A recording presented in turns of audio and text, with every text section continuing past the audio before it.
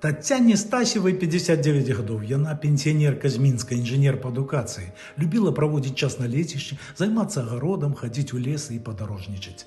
21 траўня 2025 года Тацяну затрымалі ў межах так званай справы Гаюна. 3 лютага 2026 года Мінскі гарадскі суд прызнаў яе вінаватай паводле артыкула аб садзеянні экстрэмісцкай дзейнасці. Прысуд 3 гады пазбаўлення волі ў калоніі агульнага рэжыму і штрафу па меры 500 базавых велічын, гэта каля 7000 евро.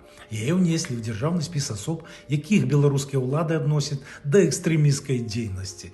Беларускія праваабаронцы прызналі Тацяну Стасеву палітычнай зняволенай. Сёння Тацяна адбывае пакаранне ў жаночай калоніі нумар 4 ў горадзе Гомелі. Паводле праваабаронцаў, яна мае сур'ёзныя праблемы са здароўем.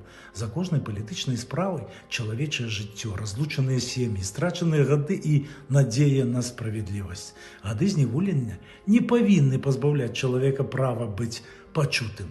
Памяць і салідарнасць – гэта тое, што дапамагае захаваць чалавечую годнасць нават за кратамі. Не забываем, гаворым пра іх, патрабуем вызвалення, свабоду Тацяне Стасевай, свабоду ўсім беларускім палітвязням.